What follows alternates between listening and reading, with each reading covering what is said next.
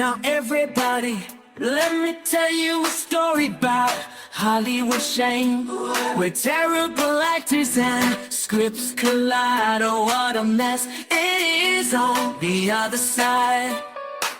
Saw the lights, camera, action begin, but all I got was a movie that plunged in a spin. From the first scene to the credits that roll, a Hollywood disaster, you've taken its toll.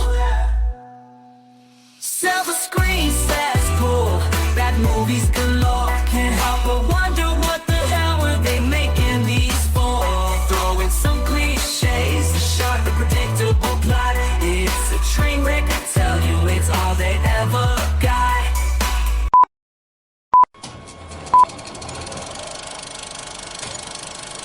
And now for our feature presentation. Welcome to the Silver Screen Cesspool, where we review the pool. And now your host, the surveyor of cinema, the mocker of moronic movies, the terror of tiny town, the last known survivor of battlefield Earth, the one of many, Alan Smith-E. I originally watched Win a Date with Tad Hamilton as a sneak preview back in 2004. A coworker had won tickets and had no plans to use them. So what's the worst that could happen? I reluctantly agreed to go see Win a Date with Tad Hamilton. Turns out the worst that could happen is I could go see Win a Date with Tad Hamilton. While I had heard nothing about the movie prior, one can safely assume that if the title of the movie contains the word date, it's going to be a chick flick. The only exceptions to this rule, of course, is if the title also contains the word dead or bloody, or if you have to go behind the beaded curtain in the video store to rent the movie. Win a Date with Tad Hamilton stuck to this rule, of course.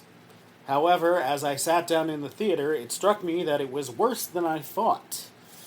The only other adults in the theater were people who were escorting other people who were not yet adults. Ladies and gentlemen, this was a pre-teen chick flick.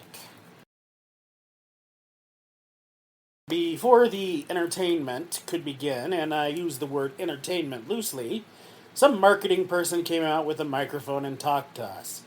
Hi, I'm Vanessa from WANK, your WB. Thanks for coming. Good Lord, they didn't even get a good sponsor for the sneak preview. So doomed. Vanessa, who I could almost see in the dark theater, kept right on talking about their exciting fall TV lineup, including but not limited to the second season of The Surreal Life. For those of you who don't remember The Surreal Life, take equal parts Big Brother and Where Are They Now, and you have The Surreal Life. Vanessa informed us of some of this year's contestants and her opinion of them. For example, Vanilla Ice, who was, in her opinion, a total has-been, which I, for one, thought was the entire point of the show, but whatever. She also thought Tammy Faye Baker wears too much makeup. Can you believe those wacky, outrageous opinions? Whoa, they're so wacky. Then she brought up Ron Jeremy, and no opinion on him, as if that might be inappropriate to share with the audience. I, for one, wanted to know, and I'm sure all the preteen girls wanting to watch the movie were equally as eager to hear her opinion of the legendary porn star. The movie starts and the opening credits roll. I noticed something. Perhaps it's my background in graphic design that made me notice, but one of the opening credits was made to look like a hand-painted sign, and they used a font called Sign Painter on that sign. When I see stuff like that, I just know whatever follows is going to be an unoriginal steaming pile of recycled, unoriginal monkey crap. So the movie introduces us to three friends. The hot chick, played by some hot chick. I was slightly disturbed by this character because the hot chick's eye kept changing colors. Not her eyes plural, but her eye, singular, kept changing colors, and it wouldn't match the other one, which was odd and strange and definitely not a character choice. There was also the wacky friend of said hot chick, and the male friend, played by Eric from that '70s show. Okay, I know he has a real name, but let's face it, I don't know and I don't care what it is. And to be fair, he's playing the exact same character, just in a different situation. It's called the Michael J. Fox School of Acting, and it works for him, so I am just going to call this character Eric. Three friends all work at Piggly Wiggly, which was the most humorous thing about the movie, the name of the grocery store, which exists in real life. Hot Chick is surfing the internet in the back of the store while Wacky Friend and Eric watch. You know, because all Piggly Wigglies have large, spacious break rooms with high speed internet access and unlimited break time. She discovers online that there's a contest to, say it with me now, win a date with Tad Hamilton. Tad Hamilton, of course, is a handsome Hollywood bad boy who is trying to project a wholesome image to win a movie part. When I say bad boy, this isn't the Johnny Depp type bad boy, no. This is the same type of bad boy you would see in a Ricky Martin video. The whole contest idea was the idea of his manager and agent, played by Nathan Lane, and that guy who is not Will from Will and Grace. I've never seen the show, don't particularly care to, so I'll just call him Not Will. Nathan Lane and Not Will steal every scene they're in, which doesn't say much because it's the cinematic equivalent of leaving $1 on the sidewalk and when it's gone, calling it stolen. Nathan Lane and Not Will here have both chosen to play their parts as if the character is really, really flaming gay, but still struggling desperately to hide it. Which is weird because the characters would have worked as any orientation and had no effect on the so-called plot. But the writers of this film are so lazy, not only do they fail to identify which characters have which profession, but they also fail to give them different names. This isn't because they both had the same first name or the same last name, but they both had the same first and last name. They're both named Richard Levy, not to be confused with Eugene Levy, which would have made the movie so much better.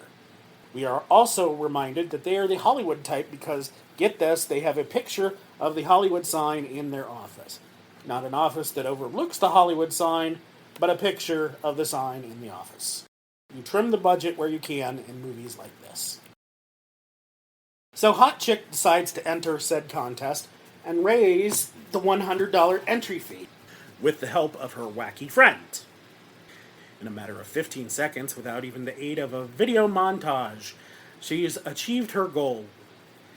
This mildly annoys Eric, but he doesn't say why. Oh, the suspense. What could he possibly be thinking when he gives her that dreamy look?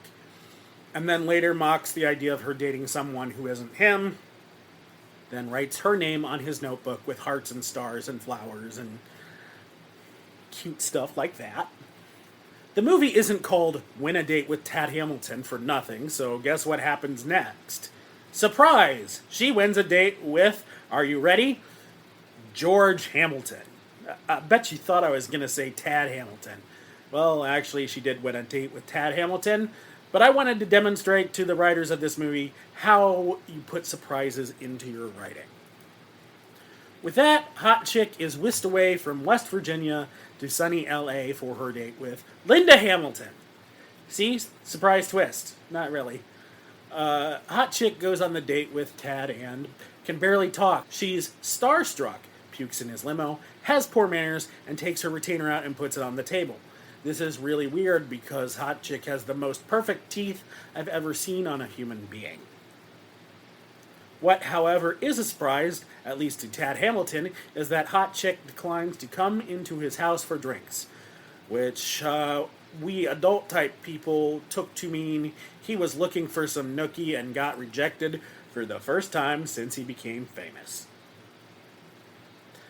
Hot Chick returns to the Piggly Wiggly and tells Wacky Friend and Eric about the date while on their infinitely long break. Eric realizes he can't wait forever, although returning to work can, and he must tell the Hot Chick that he loves her, and he has ever since they were kids. which I kind of think was also the plot of the '70s show, but whatever.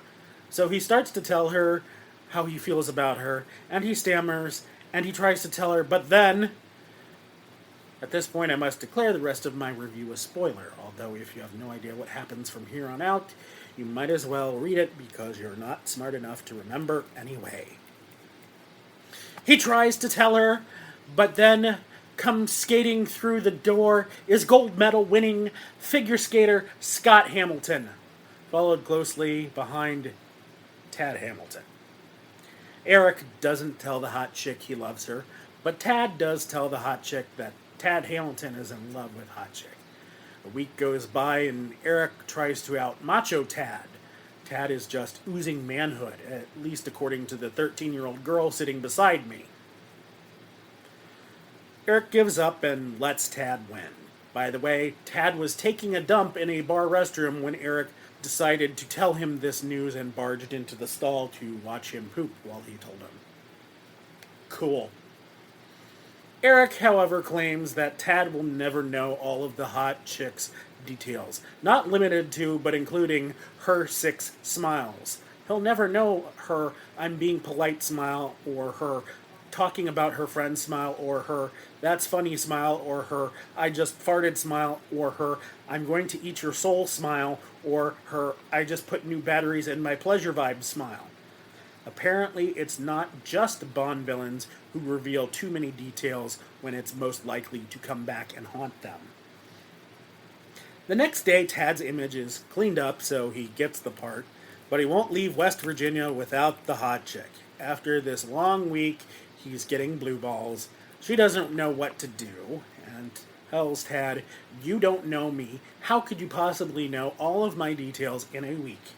There's a dramatic pause, and half the audience in the movie theater gasps as they realize what details he knows and might use.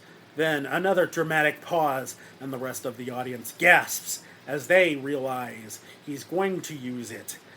I then, for a dramatic effect, say the word gasp, so everyone will know what to do in a second when he starts to tell the hot chick about her 6 smiles. You see, because he really didn't know her 6 smiles, but Eric had told him, so he was a liar. Did the writers make this clear enough? You betcha. Hot chick falls for the lie and agrees to fly to LA with Tad Hamilton. But wait, Eric decides that night to finally tell her that he loves her. Hot chick ponders this for a moment and tells him, "That's nice, but I'm already packed." No, seriously, that's her excuse for not loving him back. "I'm sorry, I might love you, but we'll never know because all my socks are in my suitcase." Eric, brokenhearted, runs away and joins the circus and marries a bearded lady. Hot chick goes to Hollywood, Tad dumps her, and she becomes the star of the adult-type chick flicks. I like my ending better. The real ending I could have told you 2 minutes into the movie. As soon as they're in the air flying to LA, Tad's caught in his lie. He confesses, and hot chick flies back to Podunk, West Virginia, to find her true love. Only surprise, Eric isn't where he's supposed to be, so hot chick flees his apartment in a rain-soaked sundress in high heels, holding her purse like a dead rat. This is the funniest run I have ever seen in my life. It wasn't a high-heeled run. It was a real run, done in high heels. Well, guess what? She does find him, and as it turns out, she's noticed that he has 5 different smiles. Now it's so predictable that I want to vomit. In summary, at most, watch the movie long enough to be introduced to all the people, then stop. Whatever you imagine will be tons better than this steaming pile of monkey crap that was actually produced. My rating is a negative 234,691,534 stars out of a possible 5. Win a Date with Tad Hamilton is available streaming on Max. Silver Screen Cesspool is written, directed, and starring Alan Smithy. Assistant director, producer, and stunt coordinator, Alan Smithy. Boom mic operator, sound editing, and music by Alan Smithy. Construction coordinator, The Amazing Rando. Makeup by Crayola. Catering was provided by the Soylent Corporation. Alan Smithy will be back in Return of the Curse of the Planet of the Prehistoric Bikini Ninjas versus Kingdom of the Bride of the Killer, Shark Cheerleaders 2, Electric Boogaloo.